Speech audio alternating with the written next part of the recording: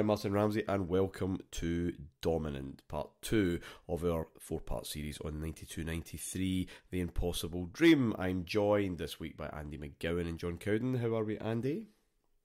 Very good, Martyn. Thanks for having me again. It's a pleasure. And John?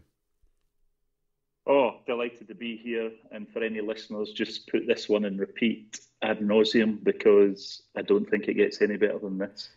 Yeah, it might not, you know. We have been doing, I can't think off the top of my head, maybe 24, 25 episodes, maybe more than that. And this, as you rightly pointed out before we went on air, John, the first show we've done where there's no defeat, there's not even a hint of a draw. It is win, win, win all the way from start to finish. And the sense of something special really happening. Let's get cracked into it then, guys. And Europe, David and Alan last week we talked about the draw being made and Lyngby being who we obviously were paired with. They'd lost a couple of players after the European Championships because that incredible success from Denmark, but they still were. There was still some kind of sense of trepidation. Rangers should win, but as you've mentioned before, John, Rangers should have beaten Sparta Prague. We had not got off, quick and running in these European campaigns for some time. Before we talk about the game, any nerves, any trepidation, any doubts in the back of your mind about Lyngby's visit to Ibrox? John first, then Andy. None. Denmark is still, I know they won the thing, but most of their best players either were playing abroad or have been poached to go abroad. And we generally have a good record against Danish teams in a way that we don't against Czech teams. So, and the way this team's going, it's not like a year before. I mean, when they come, we're just beginning to click through the gears, i.e. after the Aberdeen game. It doesn't, there are a lot worse things in Denmark when we've played, I think. It doesn't fill me with any fear whatsoever, which is unusual. I mean, there are probably, it's one of the few draws in this whole thing where you go, and not be scared of it. I'm not saying we played brilliant in either leg, particularly the first leg. But no, I had no doubts that we would get through, but I did have doubts whether we would get through the one after it without knowing who the one after it was going to be. And any reservation? Because again, on paper it shouldn't be a problem, but as I said, Rangers have not troubled the later rounds of European competition since Stoya. Any reservations, well, would be classed under that, your favourite phrase, Martyn, scar tissue, based on previous years. But as John's saying there, we were starting to look a very strong team, efficient but ruthless, and as draws went, we were expecting to go through there. So I can't remember there being any major trepidation whatsoever. We were starting to believe in ourselves as a team and as a support. Well, it's funny, football, isn't it? I mean, we talk about sliding doors moments all the time, and we know what this season is going to give us. We know how it's going to develop, how it's going to unravel. But there were some early scares in that game. Away goals, of course, what it had done for us against Prague. Henrik Larsson, not that one, who'd scored, I think, 3 goals for Denmark at the European Championship, including both in their semi-final. He clipped this brilliant ball from the left-hand side, found Jan Jurgensen unmarked in the box, golden opportunity to put Lyngby in front, grab that away goal, and he kind of froze, really. Kind of very timid effort straight at Gorham. He'd already had to save low down from a Morten Vikhorst effort. Yes, that one. And Lyngby had one cleared off the line as well, by which point, however, Rangers were ahead.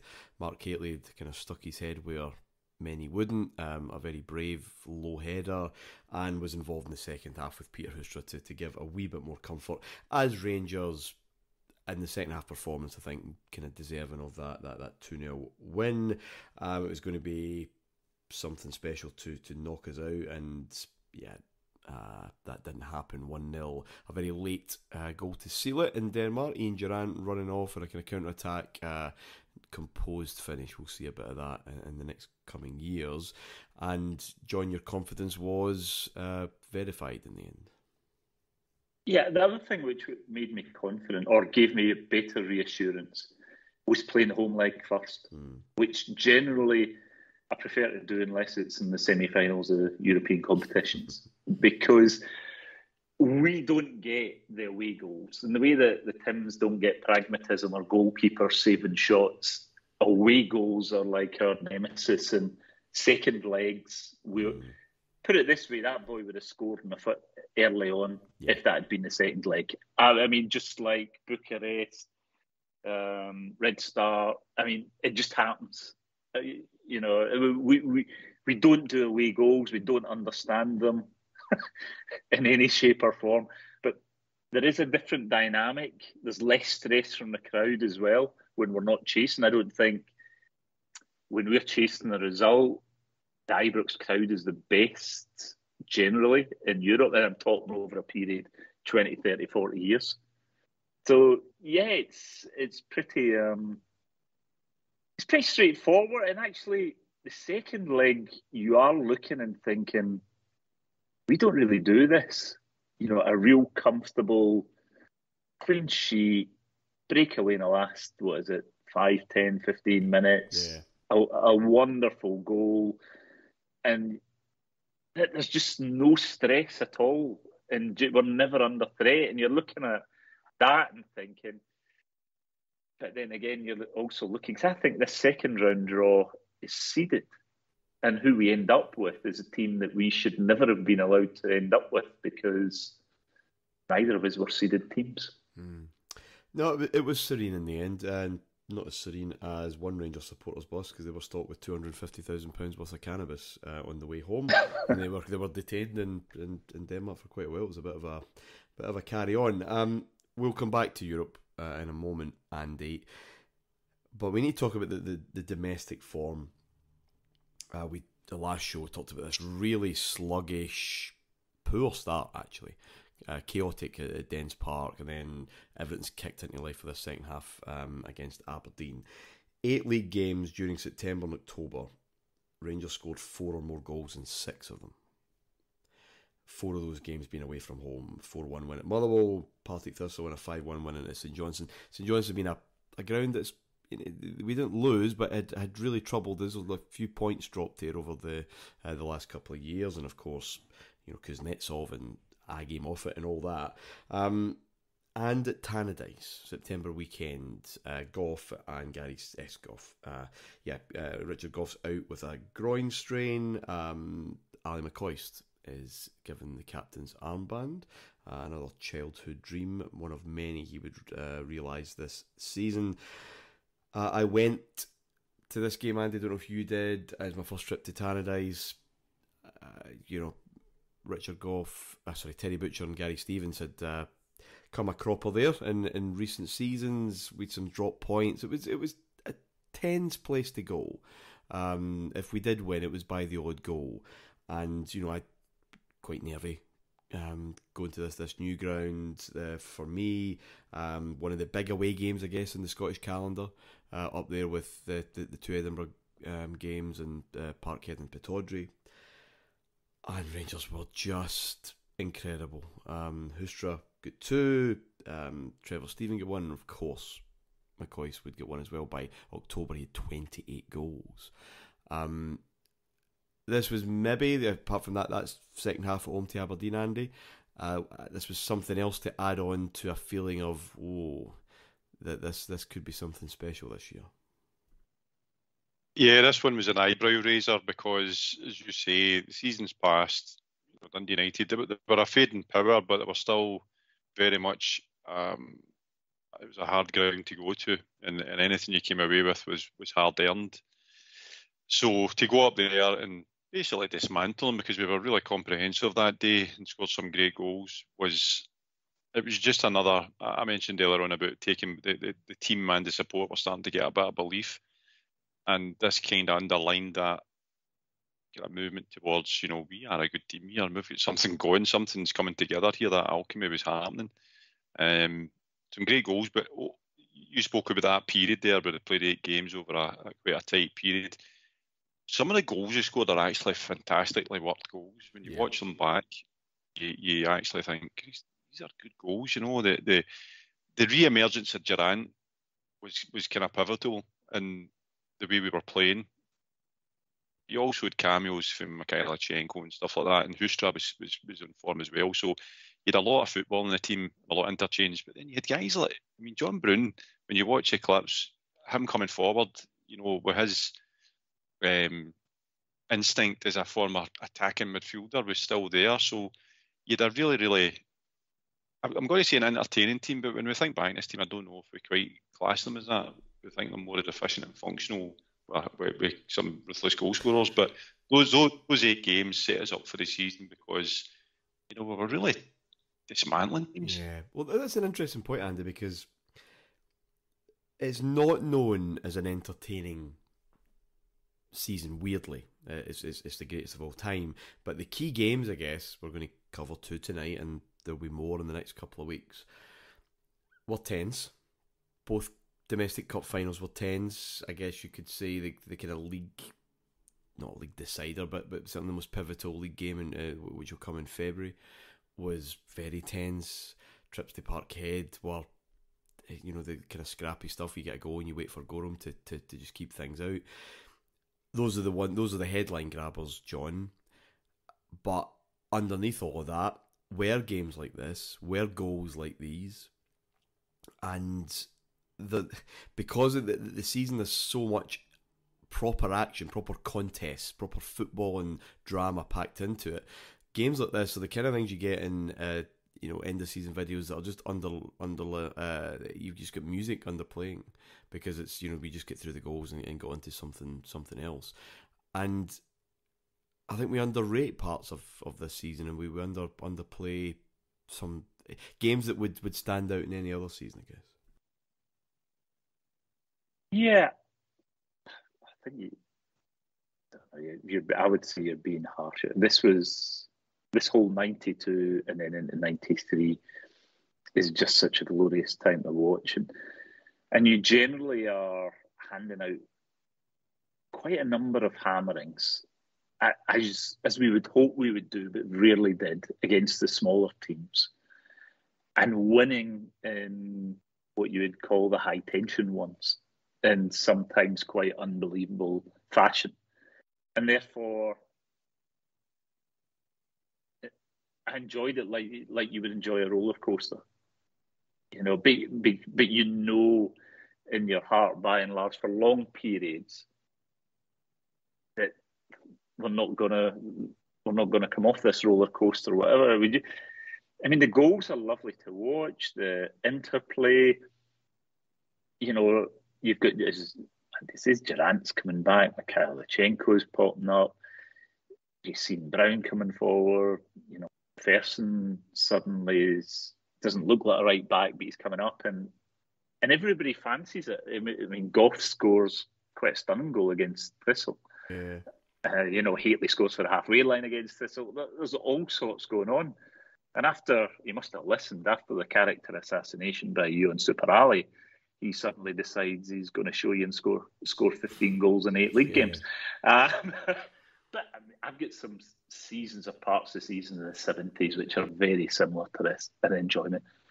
And you just know, or I had this feeling of familiarity as we began to hit certain points of 1992, not in Europe, but in other ones of just buckle up and enjoy the ride. Because when it first happens, and it's not often that happens, you don't enjoy it as much as you should, because you don't actually believe it's happening. Whereas, it was almost 20 years since I'd first been through this roller coaster where we took off. And I really just decided this isn't going to last forever, but as long as it lasts, forget it. I'm just, I'm buying into it big time. Nothing is going to take away from the sheer pleasure. Everything is perfect at this point in time, Martin. Everything is perfect. I know, and that's why, I mean, I don't want to get into the kind of poetry of metaphors, but I'm not sure the roller coaster is apt here. We're recording in July 2022, right? If anyone's listened to this years later. The season that's just gone past was a roller coaster season. Genuine ups and genuine downs, and almost in the same week. There are no downs here. And there's this kind of feeling of just, it's like being in a fast car as a 12-year-old, an 11-year-old, 12-year-old boy as I was. I mean, my first season as a season ticket holder, first season going to just about every game. And that this was something new for me as well.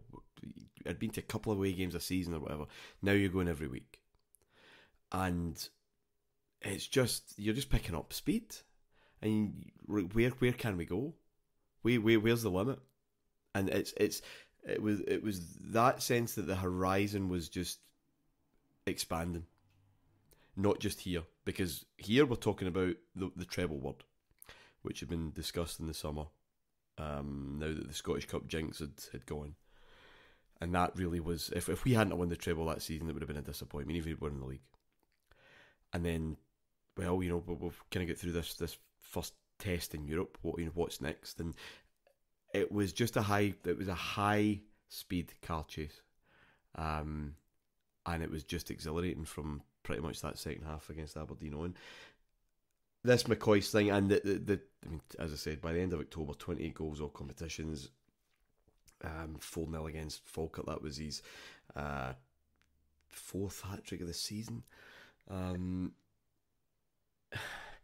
It underlines, Andy, this thing that we'd mentioned. We mentioned it a wee bit in the live show, but we'd mentioned it last week as well, that the despondency, the relative despondency around the rest of Scottish football. You're in September, October already. It's done. It is done. This team are far, far too good. Scotland, they don't even have the international kind of pick-me-up that Sweden had temporarily given, because qualification for USA 94 is not going well. It's not going well. This is just a sense of flatness all around, and it really just is all about the Rangers. Relative to the rest of Scottish football, we are an absolute powerhouse. Relative to the rest of UK, we are up there with the very best and the very top clubs in the country in every aspect, despite the kind of Premiership that started with it. But so we are the only show in town. We are the headline makers, and nothing looks like changing anytime soon. And I think that's where the flatness and despondency came in, Martin, because there was nothing in the horizon to suggest otherwise. No. You know, there was no resurge from Celtic happening anytime soon. I spoke of Dundee United being a fading power, so were Aberdeen. So the new firm was no longer what it was just a matter of 6-7 years before. So Rangers were stripping away from the rest of Scottish football. The advent of Champions League was on the horizon for us as well in earnest, and this is where I remember the hubris really kicking in with us as a support. But it was all justified. This is the thing. Yeah. We're talking about sweeping teams aside here, but we're sweeping the whole of Scottish football in every aspect aside.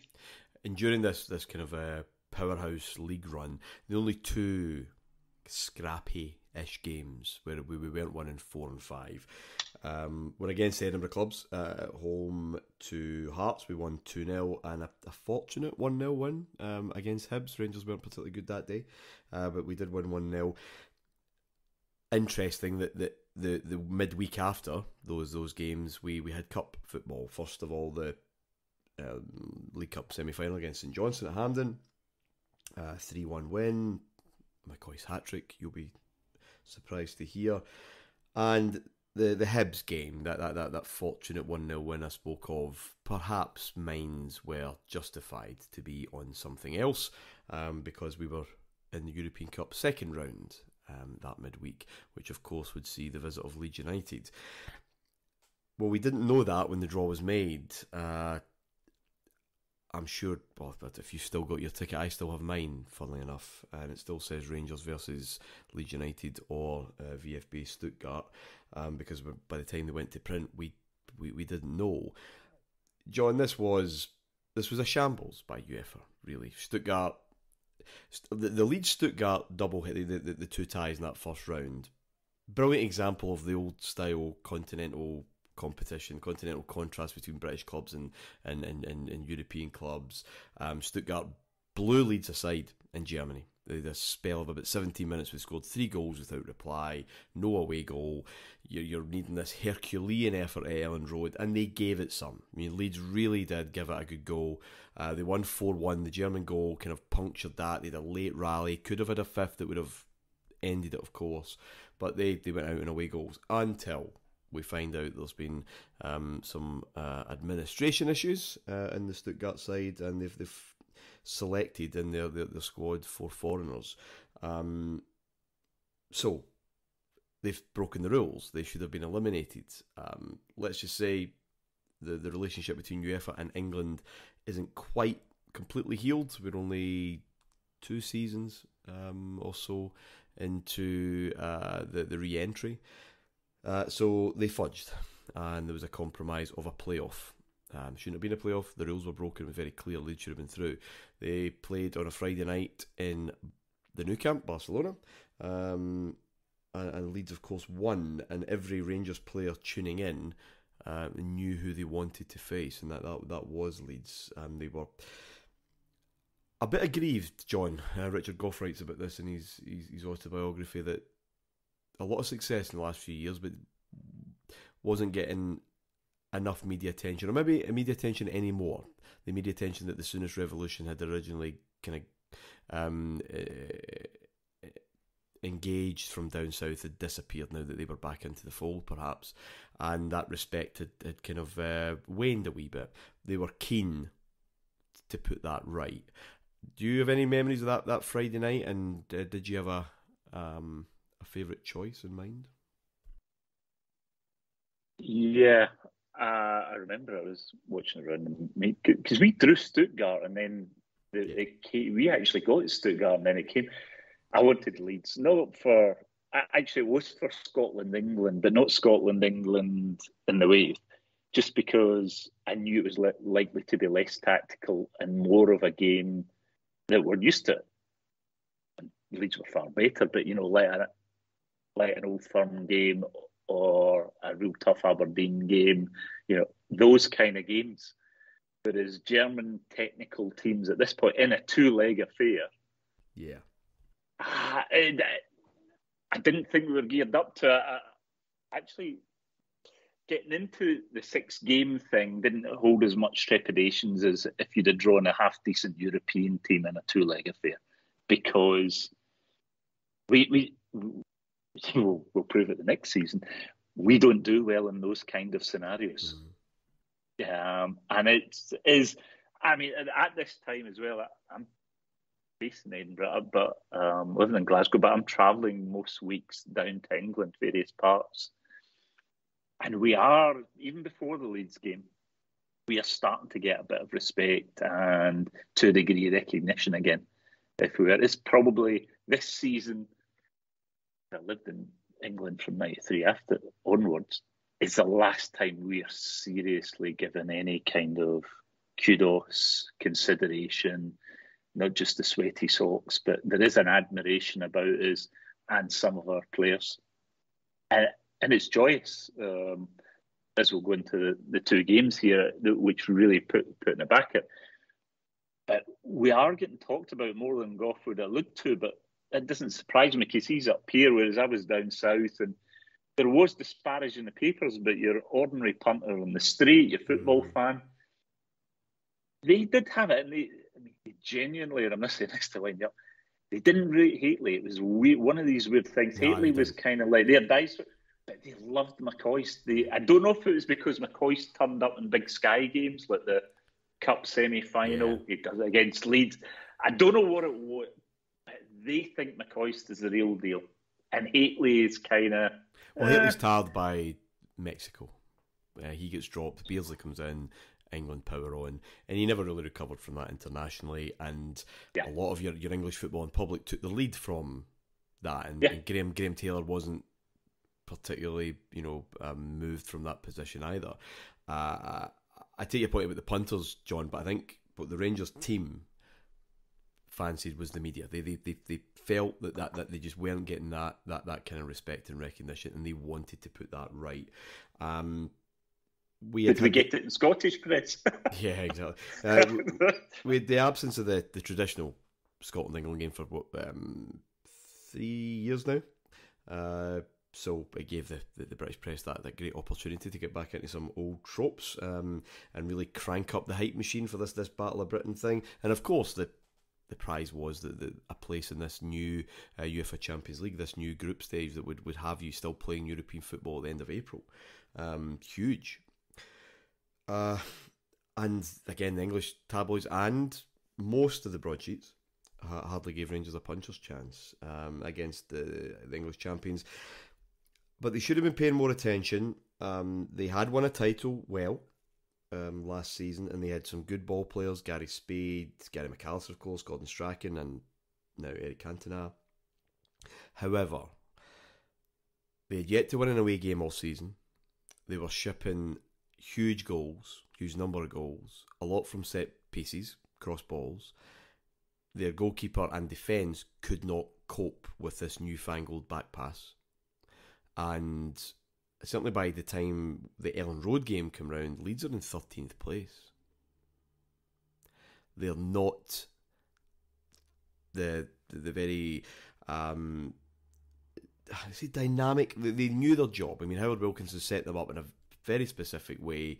A weird long ball team, given the kind of midfield you've got there. It was a quite a strange contrast, that Leeds team, but they knew their roles, and they were committed to those roles, and they were worthy champions, even though United kind of bottled it a wee bit at the end. But this was not a team in form, and any cool, sober analysis of this tie, looking at the two teams, who's scoring 100 goals, who's conceding goals like there's no tomorrow, cool observers would have made this pretty much a formality for Rangers. We were not cool observers. I was very nervous. I'm pretty sure we all were. We were all there, weren't we? Yep. Yeah. The UEFA had reduced the capacity a wee bit because of the, I guess, what they deemed the capacity of the enclosures had to be a wee bit safer. So tickets were like gold dust. No Leeds fans, of course, and no Rangers fans. That was a Rangers idea. It was Rangers that suggested the crowd disturbance is not going to be part of this story. Leeds went with it, and the police said, okay, that would be nice, but sceptical about how it would work. But, I don't think they ever felt that no one would go. I think they always knew there'd be some intrepid explorers, and of course there were on both sides. A lot of swapping of tickets happened, but it kept the big numbers down so it could be managed. But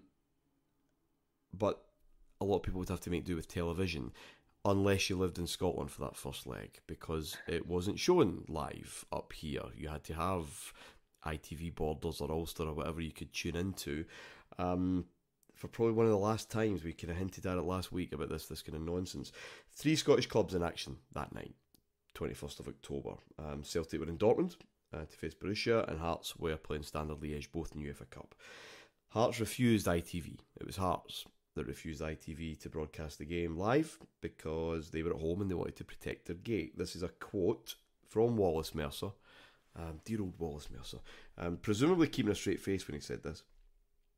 A number of neutrals have been buying tickets for our match, and apart from anything else, we feel that it would be a betrayal of them if they were told later that there was a live showing of a rival game. How he quite captured that neutrality is unknown, but Rangers fans without a ticket would have to listen to the radio and then watch as live later on. Did you know anyone in that situation? No. I don't think so. No. So everyone was at the game then. Well, everybody who went regularly, there might have been grandparents, uncles who couldn't go for whatever reason, and were maybe listening to the radio and the highlights. But the guys who were going every week, everybody was there. That kind of thing. There were family members who didn't, but I wouldn't say they're part-timers, but they were occasionals. And if they'd got a ticket, would have said fantastic, but actually would have probably preferred to sit and watch it in the house. Yeah. But we're used to it by then. I mean, this isn't a one-off. Yeah, but how ironic kind of thing. Yeah, but how ironic is it? We know what the Champions League's about to bring us, and it is the power of TV markets, power of TV major countries, and their television markets. How quaint that another club can tell ITV that they can't broadcast the game live. We're on the precipice of something changing very, very quickly, and just changing the whole face of it. Those who were there had this to watch. We must deal with the emotion of the night, said Howard Wilkinson. He paid the penalty when we got slack in the last half hour of the game in that first match against Stuttgart. And that Leeds have performed well. Strachan knocking it in. Fairclough had gone in there. And a brilliant start for Leeds. Gary McAllister silencing the Ibrox crowd in the most effective way. Andy Gorham clutching for the ball and didn't really get a touch on it. Strachan's corner, McAllister's shot, the skipper's example, and a brilliant start for Leeds. Goffs at the near post as well. It's up to Lukic. Oh, and he's fisted it into his own net. The goal's been given.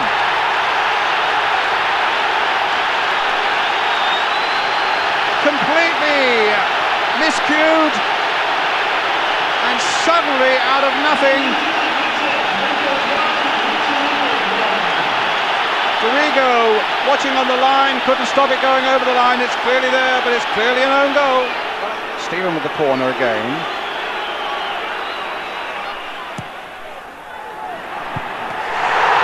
And McCoist. Rangers get the lead. Lukic had saved the first header from the corner. But could only palm it down. McPherson with a good header, carried there by the goalkeeper, but McCoist finishing it off. Right. When we did the 50 greatest, I was a wee bit surprised this made it at all. It wasn't a great game. It was understandably nervy and tense, and there was a lot of edge about it. Big Haley missed a chance late on. He wasn't fit. I think that's probably fair to say. That could have made it 3-1, but I don't think anybody left Ibrox full of jubilation, full that right, we've done the biz, because we hadn't. It wasn't out of sight by any measure of means. So the nerves just continued, Andy, I guess. An incredible start, of course, with that Gary McAllister goal, and so important that Rangers responded quickly, because if it had been 1-0 at half time, for example, that tension spreads, and perhaps the best we get that night's a draw. It was relatively quick. Again, from cross balls, they just could not cope.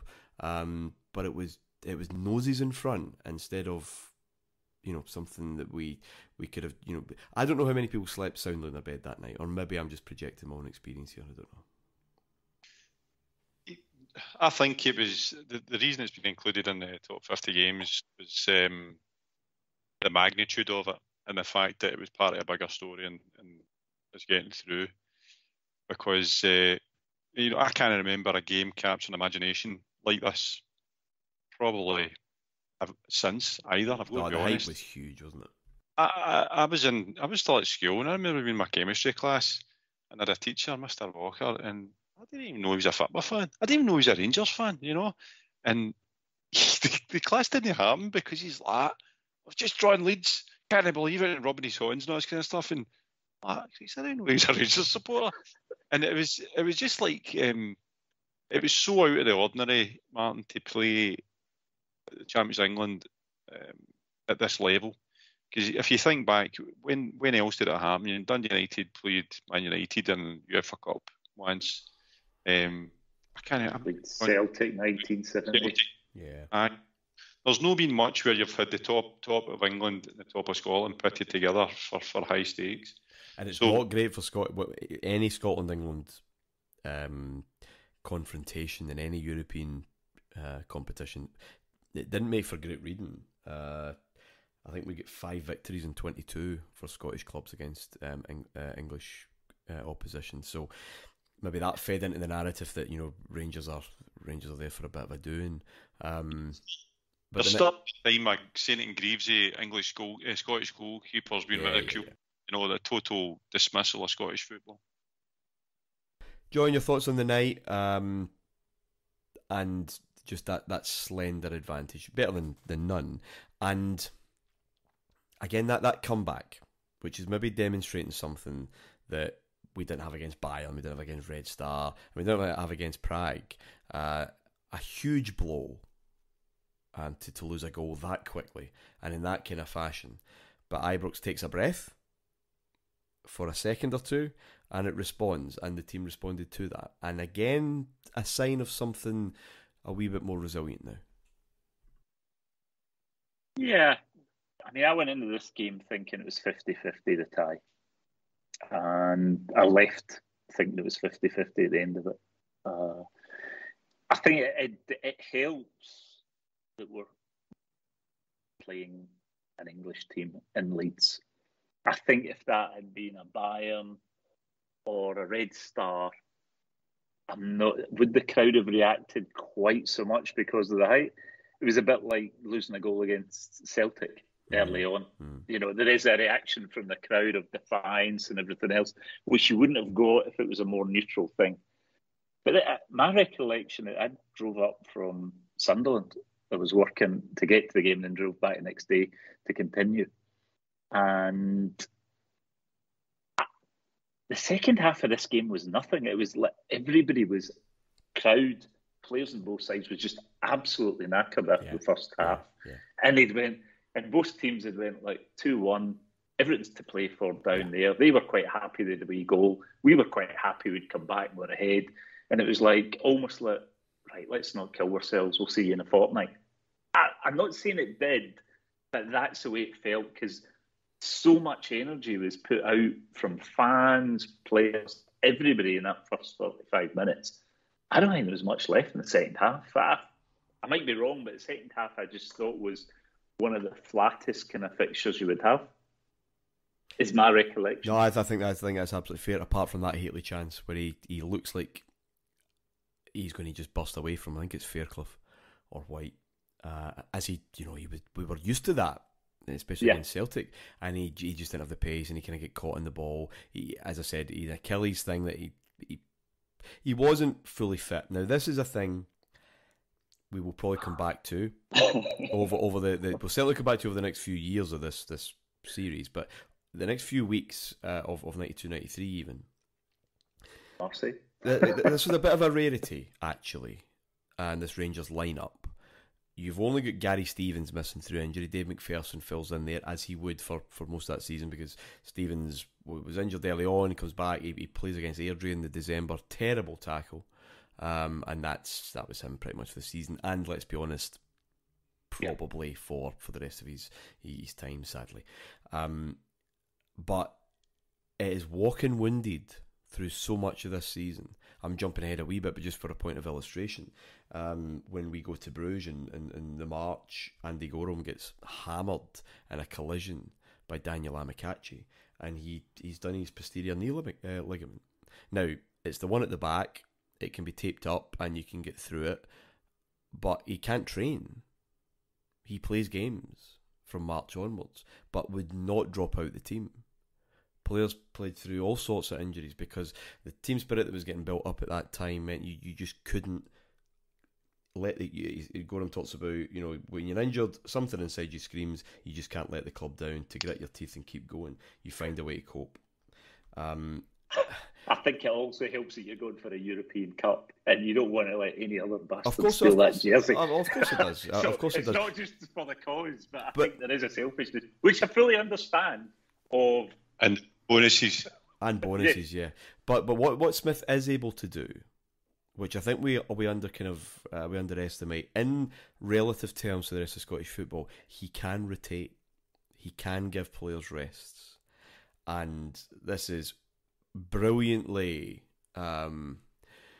illustrated by the Sunday Mail. If you remember, because I can, like, if you picked up the Sunday Mail on the obviously the Sunday day after most of the football was played, you'd find their star ratings. Well, I did as a kid, and at the end of a season, they would produce their team of the season based on an accumulation of these match ratings, not averaged. Probably should have been averaged, because in 92-93, the Sunday Mail's Scottish team of the season did not contain one single Rangers player. Now, when I read that, I thought, this is absolute nonsense. How could this possibly be? Media bias, blah, blah, blah, blah, blah. Now, there might have been something just undervaluing Rangers players because, well, we're just so used to them being good, I suppose. And then you see, well, you know, John Collins, Paul McStay, Billy Dodds, these guys, they are playing over 50 games this season. And you realise that Richard Goff's playing 39. McCoyce would obviously be out. Haitley would be out from time to time. And Smith could, as the Europe starts to become a thing, rest players, literally rest them in ways that the other managers simply didn't have the squad to do.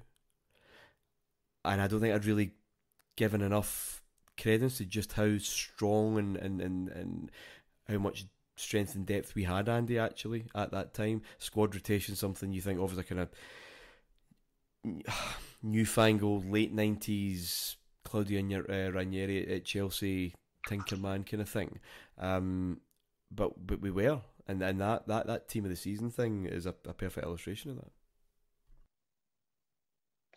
It's not to you pointed out, Martin. I kind of realised that you're right. There was some by necessity, some by design, but you had a core there that were there invariably more than not. Surprised at the Sunday Mail thing, right enough.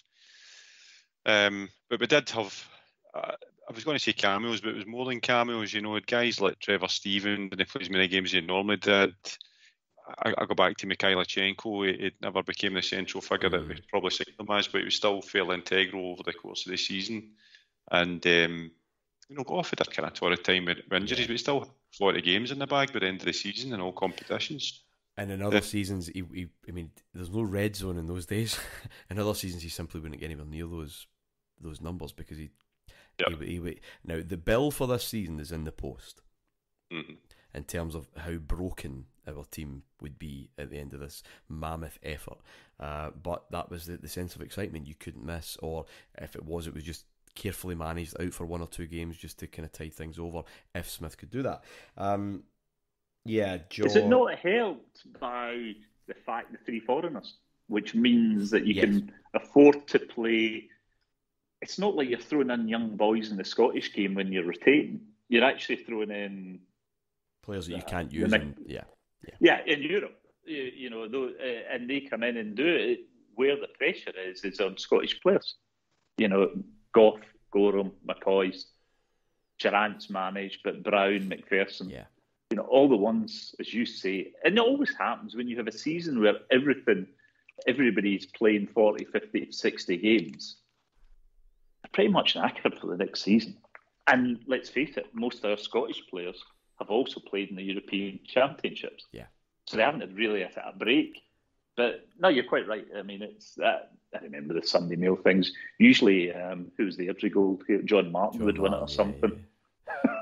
But Liam Brady, Willie Miller, they can't. They just don't have the resources to just sit this one out if it's key players. Which I think I just maybe undervalued just how we could manage that. But yet still, you're still players going through the pain barrier on a regular basis. Yeah, you're quite right. The famous English reaction. Well, they were pretty sure that the tie was over, even though Leeds won. John Sadler of the Sun said, "Yeah, you can write off Rangers. They had their chance at Ibrox." Leeds United, Scottish Leeds United legends, Billy Bremner, Peter Lorimer, Eddie Gray, they were speculating just how many goals Leeds would win by at Ellen Road. And Ian St John, my old friend Ian St John, finished TV coverage from Ibrox by saying, well, let's hope for England's sake that Leeds do win. The Rangers players were maybe the only group of 15, 16 in the whole country that were absolutely serene and sure. They knew they weren't going down there to something that was, they weren't going to Eastern Europe. They weren't going, as you said, John, going to Stuttgart perhaps with them having an away goal, and they knew tactically what they were going to get. There would be absolutely no surprises. This would feel like an Old Firm game. It would feel like a British game of football, and therefore, well, who's better at that than us, really, in the United Kingdom at this minute in time? No one. But yeah, we will come to that. David Lacey in The Guardian was probably the only one who said, well, it's probably not actually over.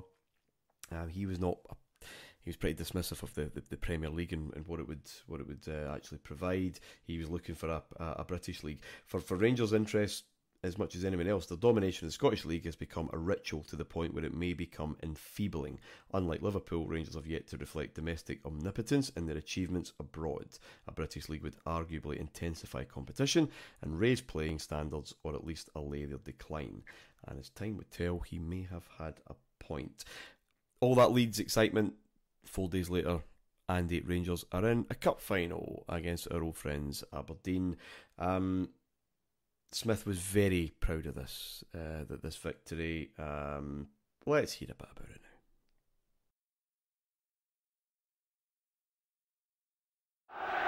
McCall plays it to McCoy to Durant. Some lovely close play here by Rangers. Oh, it's McCall! Stuart McCall for a blunder in the Aberdeen defence. 13 minutes gone. Ian Durant coming through there. Well, once again, a great surging forward run being Durant. I think it's David Winnick comes off his foot. Theo Snelders could not handle that because of the pass back low. Sticks his leg out, Winnick comes back. Snelders' chest control lets him down. Falls to Stuart McCall, and no problem for him not into the back of the net. Well, I've seen Ruth and Jess in action together before, and they can be a formidable partnership. But this is Shearer. Oh, a terrific goal! Duncan Shearer. 62 minutes. Robertson's breaking in the left.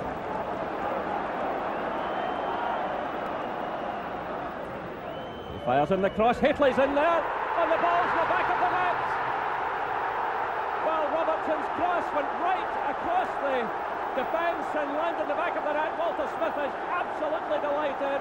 It's Rangers 2, Aberdeen 1. The Robertson cross comes in here, just off the top of Gary Smith's head, and in for an OG here. Good ball in, teasing cross.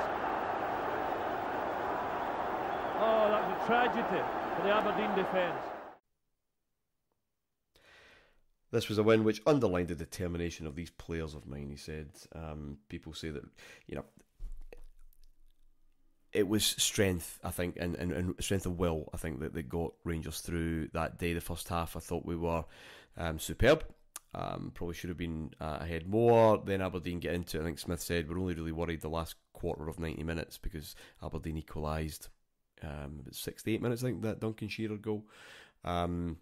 But in extra time, it's Rangers that come to the fore. It's Rangers that are the stronger team. It's an OG, but it was coming, and Rangers kind of toyed with it kind of near the end. Loads of fond Skol Cup memories, Skol Cup Final memories against Aberdeen, Andy. This was the last Skol Cup Final, I think, under that sponsorship. And fitting then it should be Rangers Aberdeen, but they didn't really provide anything remotely like some of the previous incarnations. So, what was this, Martin? 4 days after the Leagues game? Yeah. 4 days. So, I mean, the emotional toll can't be understated here, because we spoke earlier about the magnitude of the Leeds game and how it was just one of the imagination sapping things. I mean, it's the ones that you visualise in your mind what's going to happen for the full 2-3 weeks before it. So this cup final was a wee bit an afterthought because of it. And I wouldn't say we were running an empty, that would be a total exaggeration, but there was a toll to be had by playing a game like that against such a good team, both physically and mentally. But I go back to the phrases I used at the start of this podcast, which was efficient and ruthless. We dug it out, but I think probably looking back, and I'm only to be corrected here, I think we should have been more comfortable in the 2-1. It should never have went to extra time. We should have been ahead by more in the first half, yeah. And in the first half, as I recall, played really well. Should have been more. And Shearer's goal, I think, was a loading diving header. Does that ring a bell? He managed to smash a low header in, but is it actually one he swivels? It's actually a great goal, actually. Yeah. He's the goal. Sorry. See, your old mind's better than mine, John. No, I watched it today. At least you're honest. Maybe I should have. But I remember we dug it out, but we still fully deserved it. And it just added to that belief that I was saying earlier on, was just building and building and building that, we're becoming a winning machine here. There's what's going to happen for us to actually drop something here. John, just a couple of things, John, on this. Words from Alex McLeish before, just in the build-up to the game. People say that Rangers are stronger and better, but I know that we can always compete with them. On our day, I believe we can beat them. This sounds like not a non-league team, but you know what I mean, a kind of lower league team going somewhere in the FA Cup, a real underdog. Not who would be our kind of closest rivals in all three domestic competitions. I think again just underlines the status change that we've got there, and also that first Rangers goal, opportunistic finish by Stuart McCall, but it comes from a Theo Snelder's mistake, because this back pass law is in and it is causing absolute mayhem. You can see the panic on Snelder's face when he realises that pass back from Brian Irvine, he can't pick it up, and it's still quite fresh. I've no idea why he didn't pick it up, because I'm not convinced it's a pass back. He gets his foot in the way, and I'm not convinced the Scottish referee in a cup final would give us an indirect free kick, or indeed that we would be able to score from it. But he doesn't know. It's confusion, it's chaos, yeah. If in doubt, you might as well take it. I mean, you might as well take the risk, but Schneider's was never a big risk taker. It was, from watching it in recollection, in some ways it's just like, here we are in 2022, it's like the Scottish Cup Final against Hearts, where you're pretty not confident. There is an air of inevitability about it without it being a stellar performance, with the game having been overshadowed by other games prior to, and in this case, coming up. It's only a big deal, this cup final, in terms of A, we're in a cup final, and B, because we desperately want a treble. But the League Cup is like, familiarity breeds contempt, doesn't it? But there is, you listen to McLeish, who's he trying to convince? Himself? His own team? Himself, yeah. Or maybe his own team. But certainly it is somebody who is, I could have been a contender. I just think it's so small. It's on our day, you never know. That's if we got St Johnstone in the final, that's the kind of tone that you'd be expecting, and I think it speaks again to this kind of shift. Anyway, that's 3 trophies now back in the trophy room, all 3 domestic trophies. Hopefully it would remain that way at the end of the season. Another league game just to pick up on in between, because what we have here is an 18-day period of non-stop excitement, big games and wins that I'm not sure I can remember being involved in since. We've had exciting periods of time, as I said, 21-22 has had quite an exhausting and involved end to the season, but this was so exciting. The kind of lesser part of that was a home league game against Motherwell on Halloween. Smith rests Durant and Haitley, Goff, Stephen, and Rangers are a bit sluggish. Motherwell go ahead. We get a fortunate penalty, I think it's maybe fair to say. McCoy scrambles one in, but the second half's far more like it. John Brown has a volley, and Ali McCoy scores a 4th Rangers goal. that is just stunning. 10-pass move, the final 4 of which were just one touch. And that was his 5th and final hat-trick of the season. And for fans going home that day, that afternoon, it would have been a genuine contender for the Rangers' goal of the season. By the Wednesday night, it would be in 3rd place.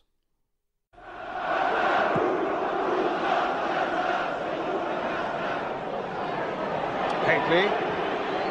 Oh, a great goal! A fantastic goal for Rangers by Mark Haley.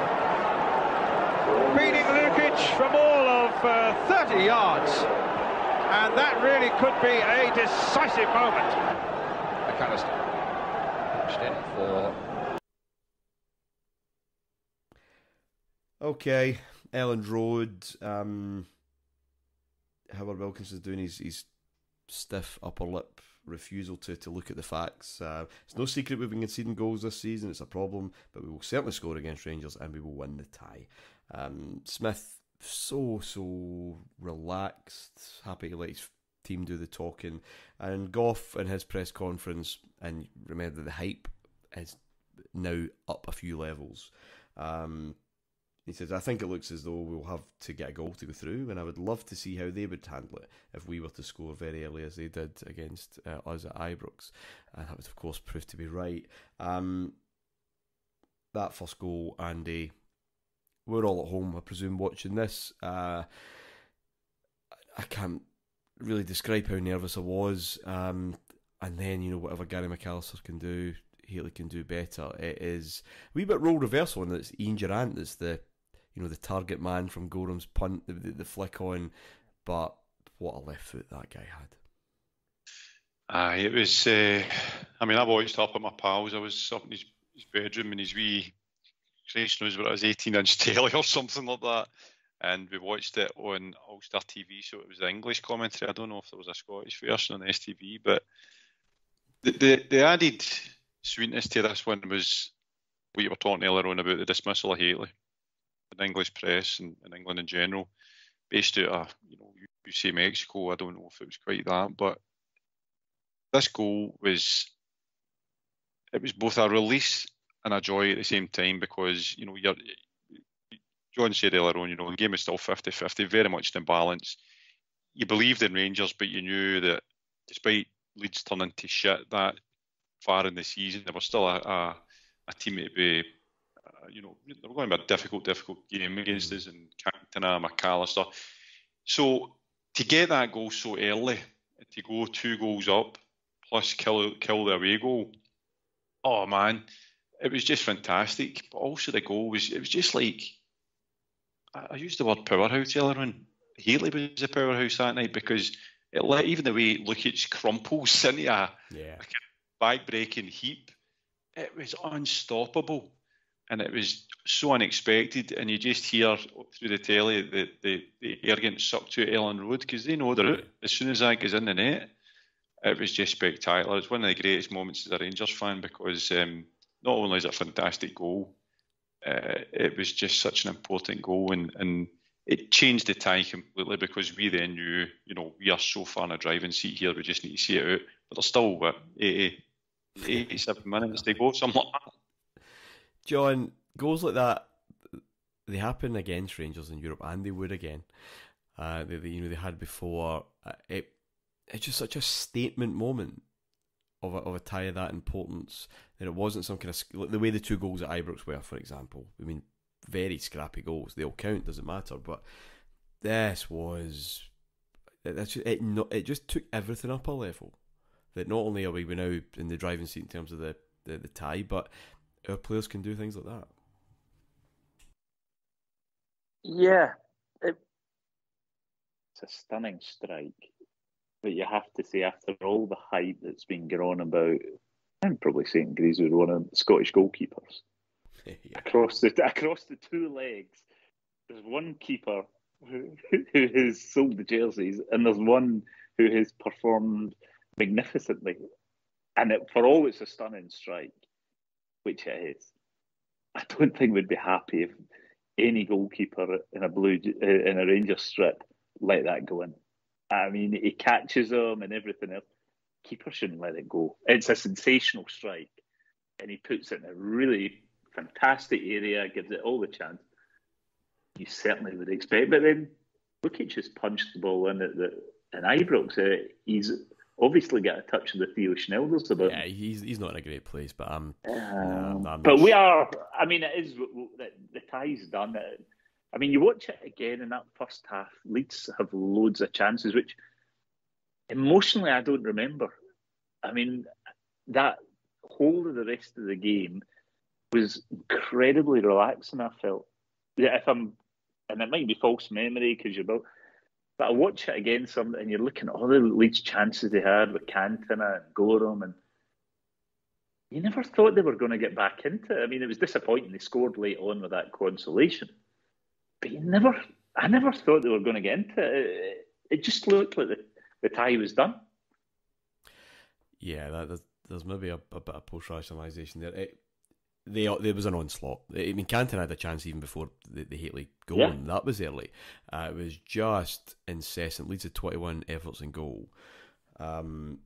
Andy Gorham writes, "No game will ever sum up the Gough-Brown partnership better than the second Battle of Britain against Leeds United at Ellen Road. They murdered us, and they had one chance after another, but Gough and Brown threw themselves in front of everything. They were immense. It was a great team display, but I don't think the result would have been achieved with any other central defensive combination. It had to be those two. They were inspirational." Andy Gorham was being kind there.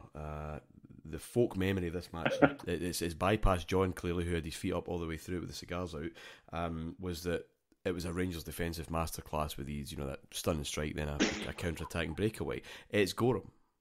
You could drive a bus through Gough and Brown at various stages of that game. Gorham is just world-class. Probably his best night. There might be some old firm contributions to make to that particular argument, but it was just sensational, and the best in Britain, possibly even the best around at that particular moment.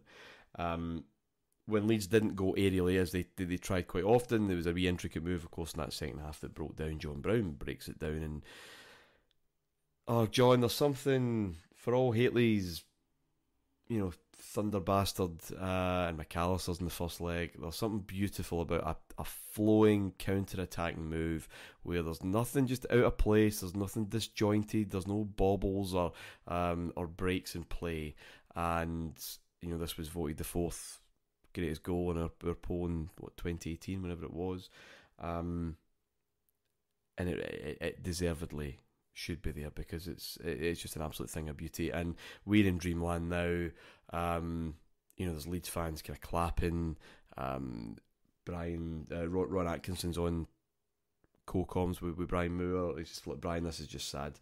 Rangers are just playing with Leeds now." After that goal, it really was strutting about. And what an incredible night! Absolutely. We talked about Lingby. We've shown that we are capable of these goals, and this is us in the midst of what doubt have ever done it. 3 away wins in Europe in a row, and this is this is what happens to us. Let's face it, and we sit back and go, "I'm sure they didn't score, but a Red Star or a Bayern or someone, just waltzes up the park." Because I know we're breaking at speed, but nobody looks as if they're blowing out their backside. Everything is graceful, and it's just this sweeping move. The back flick from Durant, or is it Hateley? Durant plays him in, knocks it across. Even McCoy's header isn't Kiev sort of miss it, give him the eyes and hits the wrong side. I mean, everything is just so perfect, and I am super confident. I've been in England. I've been listening to them for a fortnight, some of them. And I remember my parting words as I drove up the road, because I wasn't watching in England, to this guy who'd been annoying me. And he said, "Bet money." I said, "I'm not betting money. It's all about glory. But we're going to win 2-1 tonight." And I rarely make predictions on scores because it's jinxes it. And I remember, as soon as Hateley put it in, I thought, well, this is it. It's happened. And this goal is just... is just fantastic. Dale Gordon almost killing McCoist or whatever. Yeah, it never failed to think, how's Ali survived that celebration? It's just incredible. His legs haven't snapped in two. Andy, your recollections of the goal and just that sense now of, God, this has been done, and it's been done in style. We haven't, in terms of that goal, we've not scraped our way through. These are two goals of absolute brilliance. We as Rangers supporters, and we've just went through a fantastic European run as we record last season.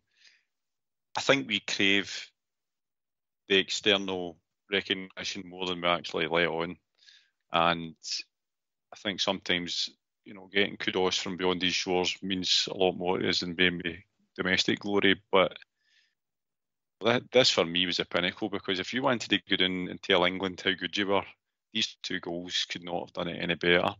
And apart from that goal going in and it killing the tie completely, stone dead, and you're through, it was just a brilliant goal. I've lost count of times I've watched it, and every time I watch it, you're like, this is brilliant. And the way Haley just swings that monstrous cross across the park, and the wee dummy for Duran, and it's just a fantastic goal. And then you get, my memory might be playing tricks, and I'm pretty sure there's a Leeds fan behind the goal who starts clapping. Yeah, he does, yeah. And there's a telepathy there, though, with McCoist and Haley.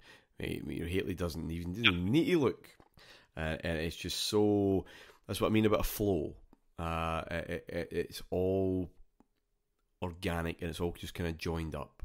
And that's why it's just such a stunning strike. Here's a wee bit insight into 11-year-old me. I still hate watching games on television at the best of times, but I was not like you, John. I was just too nervous. It was there, and at half-time, I went upstairs. I said, I can't watch this, I'm too nervous. So when we watched Liverpool, we were playing Spartak Moscow. Now, it shows you how much I hadn't quite got over the departure of Graham Souness, because Spartak Moscow scored. I ran down to gleefully tell my dad that Liverpool were in trouble and Souness was in trouble, just as John Brown takes that ball away and that move starts. And then I could safely watch the rest of the game, not having to close my eyes or whatever. There was a goal at the end, didn't matter really, although Gorham was furious. And then Alex Ferguson was in celebrating in the dressing room. Doesn't need any encouragement to enjoy a Scottish win over English opposition, especially one of his rivals, and he would punish them, of course, a few weeks later by taking Cantona away, and the rest is very much history. The players went to Manchester. They persuaded a nightclub owner to basically open all night where they could celebrate properly. They knew a few people who'd made the trip. There's loads of brilliant stories, of course, of people buying Leeds season tickets whenever the draw was kind of confirmed, buying Leeds tops and scarves and whatever else just to get down. And 6 a.m, Rangers players and fans still enjoying themselves. Bodies everywhere, Stuart McCall says. Most collection bottles of champagne in their sleep. It was a bomb site. We were due to be out in a couple of hours, so I took a bottle of champagne and headed for the foyer to take it all in. Walter Smith arrived down for breakfast and admonished McCall immediately and others for still being on their session. There was a game in 48 hours, of course. I told him not to worry, said McCall. It was only Celtic. He turned, grinned and said, make sure you finish the champers then. This is an interesting part. I mean, the players are still sweating Stella by the time they get to Parkhead on that Saturday afternoon, John. We're into a territory kind of reminiscent of talking about Ferguson going into dressing rooms where he, famously going into the Manchester United dressing rooms and said, lads, it's Tottenham. Going to Parkhead was kind of becoming a wee bit like this. Not exactly ideal preparation, what we would call ideal preparation, normal preparation. Usually an Old Firm game would be the focus of the whole week. But yet, they turned up. They got the kind of breakaway goal, and we sat on it. Gorham was exceptional. Collins and McStay, and Christ knows how many efforts were peppering that goal. And just this very routine scoreline and style was just kind of ground out. And the end of an exceptional 18 days. Yes, there's a familiarity. What sounds weird, but there was a period early on in Wallace's first thing where going to Parkhead for me never held any kind of fear. For 6-7 games, we'd only lost one. And we're going here. There is a reassurance that nobody's thinking about. Normally, as you say, people 1-2 weeks before, any tickets, because it's Parkhead and all. Nobody's caring. They're an absolute irrelevance, which is, unfortunately, I don't think we've been there since. Because in terms of Europe and where we are in Scottish football, this is where I want to be. I want them to be our Partick Thistle, a minor irritation that you've got to go and put them in their place occasionally, but they aren't your biggest games in the season, and they aren't. I mean, we've played this is the 5th game in 18 games, and at best it's the 4th out of 5th in terms of importance. The 2 cup final and the 2, and it just. You're just in the middle of that zone. I mean, what are we, 15, 16, 17, 18 wins on the bounce, of which 4 in Europe, a cup final, banging in goals, everybody's delighted. And they're losers. I mean, they've got Slater, they look, unfortunately, they look like a boys' team, between Slater, McStay. They're full of promising youngsters, or kind of dinosaurs, like did you have Galloway play or what? They just, and Collins. Collins is the only player you would say I'd really like to take him, put him in our team. McStay maybe, but actually by this time McStay's burnt out. He's completely burnt out. Collins, the rest of them, you're looking at it, we've absolutely no respect for them. And it's based on facts. It's not because we're not going to give that lot in it. It's based on absolute fact. I think it's not this season, but it's a season or two after where Goff's lining up and McStay's a captain, and he just looks at him and thinks, you've no chance, pal. This is really where it starts. Durant scores. It's a lovely goal we score. Yeah. I mean, it is, again, out of this European playbook with break. Lovely into passing, knocking it about. If they'd have scored, I think we'd have went up the park and scored again. I think we're playing within ourselves because, well, why waste energy? We've got 6 games in Europe to go. Bigger things. Bigger things to go. We don't need to worry about this. And they know it. Their fans know it, and this is what's really going. And will get worse, particularly after the CSKA Moscow game. They genuinely begin to believe we're going to win the European Cup more than us. They are, by the time Christmas comes, their letters to Santa Claus are, please don't let Rangers win the European Cup, because their perspective and everything, they're not going to win anything. We are far and away, and they can accept that we're far and away the best team in Scotland. But we're actually knocking about in Europe now and looking the real deal. And it is a frightening, it's a delightful prospect for us, but it's frightening for them, which made it even more delightful. It was just a great game. I mean, not a great game. It's a great feeling to go there. Yeah. It's a great feeling just to go and okay, who are we playing? Oh, it's them, right? Okay, we'll go with a bit of sing-song. And most of the fans are hungover as well. If we'd have lost that game, it'd have been a pain, but actually, it'd been one of the fluke results that you get, almost up there with Dundee beating us 4-3. And this was the 7th of November. Rangers are 6 points ahead of Hearts and Aberdeen, 8 points ahead of Celtic. Only twice since arrival, Soon said that we've been ahead at the same stage of the season, and one of those was only in goal difference. This, it is starting to be a different league again. Sorry to labour this point, but it's here that things have really, really shifted. And how often... funny to say that an Old Firm game is kind of an irrelevance. It's certainly in November when things are still up to up for grabs, but it kind of felt not an irrelevance, but a secondary consideration. It was, we just kind of take it for granted that we would do the bits. Aye, it was contempt, absolute contempt for Celtic, and that there were a gnat flying around a bull's tail. We had to, around the game, to swat them away. There were a bit of an annoyance amongst this excitement that we had for the new pioneers in the Champions League. Now, that to frame it as that is a bit of an exaggeration looking back, because it's still an Old Firm game. They obviously raised their game. It was the biggest occasion in their season when they played us, and there was obviously a lot of pride at stake for them, given that they were effectively in the doldrums. But we were still too good for them. And I mean, the game that you spoke earlier on when Durant scored at Parkhead, what was a really well-worked goal, kind of epitomised it, and it was the age of rope-a-dope. We do just enough, we get ahead, and Gorham saves for the rest of the match, and they just can't beat us 9 times out of 10. So, I don't think there's any danger in labouring this point, Martyn. We were so superior to the rest of Scottish football that the only people who could beat us domestically were ourselves.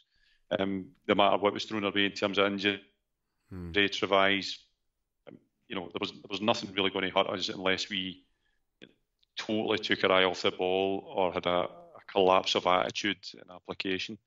It was as simple as that, and I went for every single team, including Celtic. And now that the Rangers were in this Champions League, and the profile was raised, profile of Walter Smith is raised as well outside of this country. The assistant that stepped up when the kind of glamorous superstar had disappeared, and there's quite a lot of newspaper features, kind of focus pieces on him in November of 1992. There's an Italian TV documentary or TV crew that kind of were doing a piece on him and followed him about. This was the Friday before a trip to Tynecastle, with Marseille coming on the Wednesday, and they kind of watched in stunned amazement as Smith, walked with his team outside of Ibrox, outside the main doors, up to Paisley Road West, down to a cafe outside Bellhouston Park, where they just eat bacon rolls and cups of tea. And then David Oz says, I think we're kind of ready to go to training. They get in the minibus to the West of Scotland cricket ground and knock it about for 20 minutes and then get back. And Smith says, look, you can't really train. The games are coming thick and fast. You just need to keep things ticking over. And one thing he says that I think is really, really interesting is that I'm now less of a coach, and it's more about man management. Graham Souness, Walter Smith can't tell Terry Butcher how to play football. You just need to provide an enjoyable environment for them. But this is in an era now of the kind of auteur manager, and Saki had kind of started that, and also we get Wenger and Mourinho later. People who had no playing career of note, who absolutely would tell talented players, world-class players, what to do, what they wanted from them, very specifically, very obsessively. And here's this guy, get a bacon roll down you, we'll go and knock it about for 20 minutes. You can all pretend to be Super Ali for a bit, and we'll just get up and up to the hotel, and we'll just keep things kind of ticking over. It's about just providing a framework for players to kind of feel happy and content at their work. And at this moment in time, John, no one was complaining, because they were revelling in that freedom. No, we are. And actually, even now, I would say, as a manager and man of management, he's right. Where he was wrong, in hindsight, and is his backroom team should have been more of coaches. The way that he was a coach to Jim McLean was a coach above a coach. Yeah. He didn't have a foil. I mean, because Walter Smith, that's what you need. Walter Smith it's a fantastic man manager. He learns tactics, you would argue, as it goes on when being away and coming back. The issue is, it's too many like him in the whole thing. Davy Dodds, Archie Knox. Where is the technical guy that's, working on, what you do at corners, how it plays? Where's the fitness coaches, the medical? And okay, it wasn't quite at that level then. And it was beginning to come through. It wasn't as if it was complete rocket science. And I think that's where Smith, if it falls down, isn't in his man management. It's probably in the team he has around him in terms of being able to get a more balanced team with skills. And he's pretty good at this, because I remember reading that he got a sports psychologist in at the beginning of this season. And the psychologist asked the whole squad, do you think you can win the League Cup? Everybody's hands up. Scottish Cup, hands up. League, hands up. Champions League, not one hand went up. And they got them to talk at the beginning of that season and work on it. They had a sports psychologist. I was trying to dig out the article, but I couldn't find it. So he did have certain things. It was he got the goalkeeping coach for Gorham. At Gorham's request. Yeah, but I mean, he wasn't, well, they don't need that. I still don't understand why he didn't get someone to coach the players. Sacking Pals then, two or three. But he's only just recruited Pals. I mean, he comes in with a blank canvas, doesn't he? I mean, David Dodds, is he really there that much with Souness coaching? Archie Knox he brings in. He has a blank canvas when he takes over the job. But he seems to suggest, not that him, but no one, the players can't do much in training. Because, they've got a 44-game season, plus all these games, plus internationals, a lot of internationals in that Rangers squad. We can't do much. Now that would not have been out of place. That whole day there, going to get your bacon rolls, no, and then going to, it would not have been out of place in British football. Wenger hasn't arrived yet, and pretty much changed everything. But it would have been a joke in Milan. It would have been a joke in Marseille. And the notion that you can't work on anything too specific for more than 20 minutes. Well, it's something we'll revisit. Let's put it that way. But he's already rotating that squad. I mean, he's already doing. There's certain other things he's doing in terms of squad rotation. It doesn't actually add up certainly, because there's certain things like squad rotation, which must mean you should have a degree of coaching to say, right, who plays on the left? When you play the left, this is what you do. If you're at right, this is what happens. You said, and it works. So. Absolutely. I mean, when you're saying it, I'm not saying, oh, that never happened. You're saying, absolutely, that happened. But it doesn't add up with some of the other things that he's doing. It's fascinating. It is fascinating. Yeah, there's so much contradiction, but as the case with all of us as human beings. Listen, guys, thank you very much. An enjoyable episode. No sorrow to report, but thank you, John.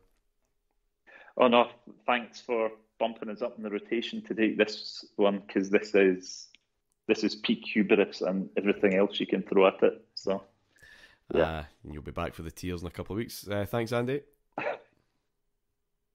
Thanks, Martyn. These are the days. These are the days. They were, and as I said, an 11-year-old, I went to Parkhead for that. The first time for an Old Firm game on that 7th of November, and I went on a bus, and as traffic started to get congested near the stadium, there was a car full of Celtic supporters in front of the bus. One showed his appreciation of our colours by mooning the supporters bus. 3 Rangers fans then removed £20 notes from the pockets and waved them in response. There was no comeback. Celtic and the rest of the league were now afterthoughts and also rans. As the draw for the first ever Champions League was made in Geneva on Friday the 6th of November, Rangers were looking to the stars. Until next week, bye for now.